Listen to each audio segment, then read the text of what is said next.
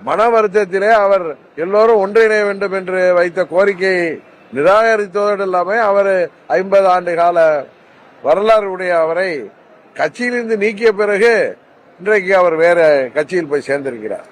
உறுதியாக அண்ணன் செங்கோட்டையன் அவர்கள் அமைதியானவர் தான், மென்மையானவர், ஆனால் ரொம்பவும் அழுத்தமானவர். அவர் இத்தனை நாட்கள் யோசித்து அந்த முடிவை எடுத்திருக்கிறார் என்றால் உறுதியாக பழனிசாமிக்கு பாடம் புகட்டுவதற்கு அவர் தயாராகிவிட்டார். துரோகத்திற்கு நோபல் பரிசு கொடுப்பதற்கு அவர் தயாராகிவிட்டார் என்பதுதான் அவருடைய நடவடிக்கைகள் தெரியுது.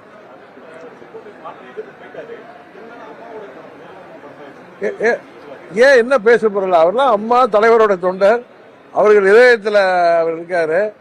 இப்ப அவர் போய் சேர்ந்திருக்க கட்சியிலையும் புரட்சி தலைவர் படத்தை தானே அவங்க வச்சிருக்காங்க. அதனால அம்மாவுடைய வச்சு நீங்க பெருமைப்படணும். அது என்ன பேசு பொருளாவது?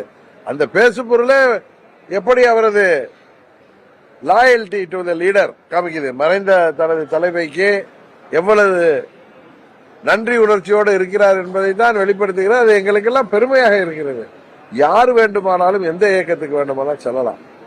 ஆனால் அவர்கள் தலைவர்கள் மீது உள்ள மரியாதையில, அவர்கள் தலைவர்களாக ஏற்றுக்கொண்ட மரியாதையில அவர்களின் படத்தை வைத்திருப்பதோ, அவர்கள் நினைவிடத்திற்கு செல்வதோ அவர்களின் உண்மையான மனநிலையை காட்டுகிறது.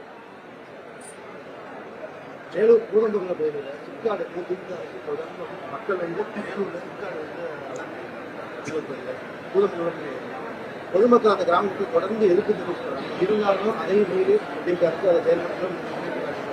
இல்ல, மக்கள் அந்த இடத்துல ஏன் வேணாம் என்று அவர்களுடைய வாழ்க்கை ஆதாரங்கள் பாதிக்கப்படும், சுற்றுச்சூழல் பாதிக்கப்படும் என்கிற நோக்கத்துல தான் அதை வேண்டாங்கிறாங்க. அதனால தமிழ்நாடு அரசாங்கம் அதை பரிசீலனை செய்து சிப்காட் இடத்தை மக்களுக்கு எந்த ஒரு தொந்தரவும் இல்லாத இடத்துக்கு மாற்றி கொடுக்க வேண்டும் என்பதுதான் எல்லோருடைய கோரிக்கையாகும்.